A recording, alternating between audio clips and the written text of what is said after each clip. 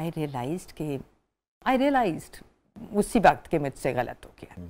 And I asked the nurse कि मेरी बेटी आई है, उसने कहा जी आई हुई है। आई सेड कहाँ है? उसने कहा बाहर बैठी हैं, अंदर तो वैसे भी नहीं आ सकते थे, वहीं से बात करते थे विंडो से। तो आई सेड उनको बुलाओ मेरे पास। तो वो बहुत देर गुजर गई, फिर नर्स आई, मैंने बेल बजाई। तो ऐसे आपको कहा था बुला दें मीना को, आपने बुलाया नहीं। शी सेड जी मैंने उनको बता दिया था। आई सेड उनको कहें दोबारा जाके कि अम्मी बुला रही हैं। सो शी केम, ऐसे जी अम्मा, मैंने कहा आपको बुलाया था, आप अंदर क्यों नहीं आई? तो आपने मुझे मना किया था कि शक्ल ना दिखाना।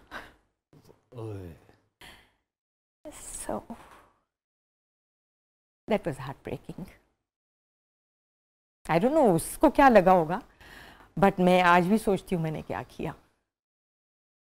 So that was a sad moment.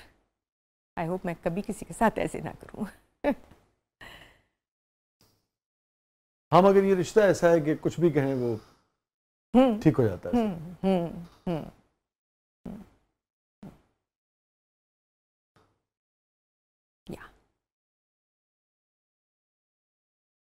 अच्छी बात यह है कि आप मुकम्मल सेहतयाब हो गई और जी हाँ, दोबारा गुस्सा करने के लिए बात रेडी है। लेकिन अब रियलाइज करती हैं कि गुस्सा नहीं करना, गुस्सा नहीं करना, हाँ, तरीका बदलना है। ओके, ये फरमाइए कि हैप्पीएस्ट मोमेंट रुबीना अशरफ साहबा की जिंदगी का। हैप्पीएस्ट तो क्वाइट अ फ्यू।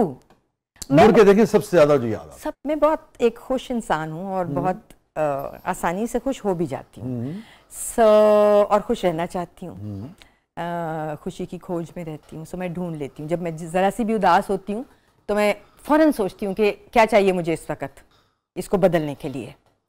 ये तो ओसीडी की वजह से है।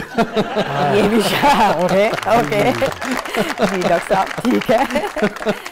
अगर मैं आपसे ये पूछूं, इस सारे सफ़र में सबसे ज़्यादा किस इंसिडेंट पे आपको अफसोस रहा कि उस दिन मैं बहुत ज़्यादती कर गई थी गुस्से में? एक दफ़ा गाड़ी में मैं जा रही थी और ड्राइवर ने थोड़ी सी अनरीजनेबल बात की। मैं उसको समझाने की कोशिश कर रही थी कि तुम गलत जगह खड़े थे, इसलिए मैं 2 दफ़ा आके देख के जा चुकी हूँ गाड़ी, और उसने बताने की कोशिश की कि नहीं आप गलत करिए, मैं बिल्कुल सही जगह था, यही था, जबकि वो नहीं था, वो बीच में कहीं हिल गया था वहाँ से। एंड बिकॉज मैं हूँ और ये पुरानी बात है, और वो था, वो भी मेरा ही भाई था कोई, वो भी बहस करता रहा, मैं भी बहस करती रही। एंड एक सिग्नल आया और and I was picked up to get dropped somewhere, काम पे जा रही थी probably. So I open the door and I said चला फिर तू गाड़ी।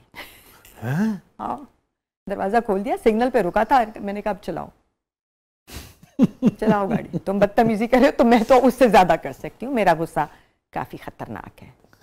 उसे नहीं चलाई, वो खड़ा ही रहा, हॉर्न वॉर्न बजते रहे। I got out of the car and I left.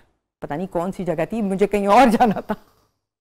And I got out of the car, side पे खड़ी हुई, फ़ोन किया उनको कि यहाँ भेजो गाड़ी दोबारा। सो या माई एंगर हैज़ no limits. हमसे तो आप नाराज नहीं हुई ना? No, I've mellowed down with time. I think मैं वही बात है ना, जो लोग अपने आप को बहुत ज़्यादा डालते हैं मुश्किल में और बहुत हाई अचीव करने की कोशिश करते हैं, ठीक हो, करीने से हो, जिंदगी में बहुत ही ज़्यादा इंटेंस होते हैं, जिंदगी अपने आप से बहुत ज़्यादा एक्सपेक्ट करते हैं, they get into anger management के इश्यूज, क्योंकि वो गुस्सा उनको ज़्यादातर अपने ऊपर होता है। So, वो निकल गलत जगह पे जाता है। So I think that is the philosophy of gussa, क्योंकि सो चिल करें, वो एक्चुअली इतना आसान, easier said than done. Chill करना चाहिए कभी जिंदगी में, ये लफ्ज़ अच्छा है। सबसे तल्ख तरीन याद? इन सारे सवालों से लोग अगर अपने ही जवाब सोचें तो ये उनको पूरा जर्नी उनकी जिंदगी का समझ आ जाएगा, ऐसे ही उसका गलत उसका सही सब समझ आ जाएगा। सो आई रिमेंबर, हम सब बच्चे हैं ना, और हम एक हद तक अपने माँ बाप के फरमाबरदार रहते हैं, फिर हमारी अपनी ज़िंदगियाँ शुरू हो जाती हैं, और फिर जब हमारी अपनी ज़िंदगियाँ शुरू हो जाती हैं तो हम एक घबराहट और एक मुश्किल में होते हैं, और कई दफ़ा हमारे माँ बाप जो बहुत कमाल लोग होते हैं वो हमसे बात करते हुए हिचकिचाते हैं, क्योंकि उनको पता होता है ये वर्कड अप हैं, ये अपनी ज़िंदगी में फंसे हुए हैं और मैं कहूँगा कुछ तो शायद मुझे अच्छा जवाब ना मिले। I remember my mother saying once to me कि मैं तुमसे बात करने से डरती हूँ कि मुझे पता नहीं है तुम क्या जवाब दोगी। प्रॉबेबली मैं स्नैप करती होंगी उस वक़्त, क्योंकि मेरे बच्चे छोटे थे, मैं अपनी किसी घबराहट का शिकार होंगी, may be not a very happy person at that particular moment. That phrase stayed with me. वो मेरी सबसे तल्ख याद है। आई विश कि मैं किसी तरह वो बच्ची होती जिसकी माँ ये ना कहती, और आई विश हर बच्चा वैसा बच्चा हो जिसको कभी उसका कोई पेरेंट ये ना कहे कि मैं तुमसे बात करते हुए डरता हूं कि पता नहीं तुम क्या जवाब दोगी। It scares me now. मैं इस बात पे जिस फरागदिली के साथ आपने ये बात शेयर की, इस पे तहसीन भी करूँगा, आपका शुक्रिया भी अदा करूँगा, बिकॉज मैं पूरे यकीन से कह सकता हूँ। माफ़ी दिलवा दें अम्मी से, बाकी कुछ ना करें।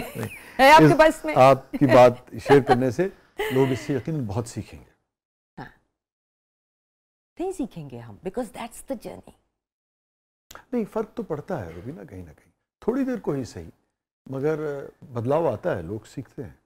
अब मेरे पास वक्त नहीं है, वरना मैं आपको बता सकता था कि अपने इवन जिस ज़माने के प्लेस की आप बात कर रहे हैं, मैं बाकायदा बता सकता हूँ कि हमारी शख्सियत को शेप अप करने में किस किस जुमले का, किस किस प्ले का, किस किस मॉरल वैल्यूज़ को किस तरह से बयान किया, उसका कितना हाथ था।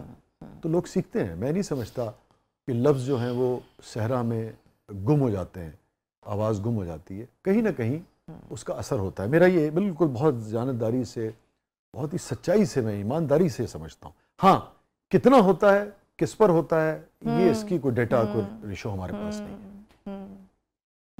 तो शुक्रिया। बाकी वो अम्मी से माफ़ी तो आप मांगती हूँ रोज़। हाँ, अल्लाह मियाँ से भी कहती। वो अब इस दुनिया में नहीं रही। Oh, what a great woman she was. मैं उनके जैसी इतनी सी भी बन जाऊं अकल, समझ और सब्र में। जिस जो रियलाइजेशन बाद में आपको हुई, या जिस जुमले का आप कह रही हैं कि बिल्कुल एक चिपक के रह गया, जिसे कहते हैं ना जहन से, वो कभी आपने अपनी वालदा से शेयर किया जिंदगी में कि मुझे इस बात का रंज है? नप।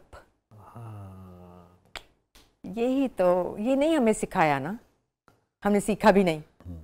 सॉरी कहना, थैंक यू कहना, बहुत ज़्यादा तारीफ करना अच्छे की, बुरे को रोक लेना। जैसे हम बात कर रहे थे ना कि कोई किसी की बुरी बात लग रही है, आपको कोई बुरा लग रहा है तो फ़ौरन मत कहो, हो सकता है कि कोई और वजह हो, कोई उसको थोड़ा मार्जिन दो।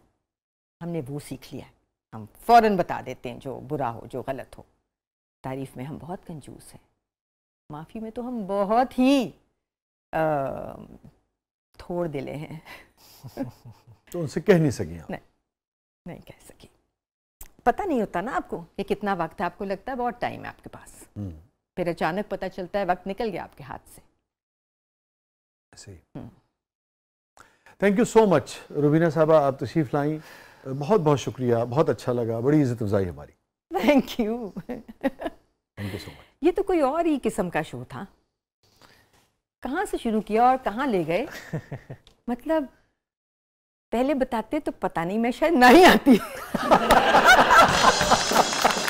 सीरियसली मुश्किल था ये आखिरी सेगमेंट पे, जो आप कह रहे हो कि लोगों के लिए है ये, कि उनको भी पता चले कि ये सब सवाल अपने आप से पूछने, अपनी मेमोरी में रिफ्रेश करने ज़रूरी हैं। हम भूल जाते हैं, हम नहीं सोचते। बिल्कुल दुरुस्त कह रही, देखिए ना, वक्त निकल जाता है। यही इसकी अहमियत। हाँ। आई होप आप रिग्रेट नहीं करेंगी इंशाल्लाह। या I hope not. So again thank you so much Rubina, बहुत बहुत शुक्रिया आप तशरीफ लाई। Thank you. और एक फायदा ये भी होगा, आप देखिएगा जैसे ही चलेगा ना, वो शाम या अगले दिन तारिक भाई जो है ना फूल लेके आएंगे। हाँ ये जरूरी। शर्त लगाओ नहीं रहेंगे।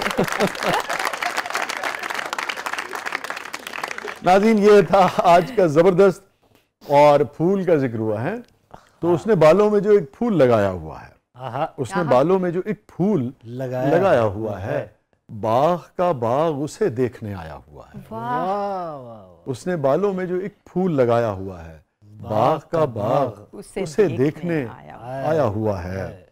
और तू न मानेगी मगर मेरी मोहब्बत के तुफैल, तू न मानेगी मगर मेरी मोहब्बत के तुफैल, तेरे चेहरे पे अजब नूर सा आया हुआ है।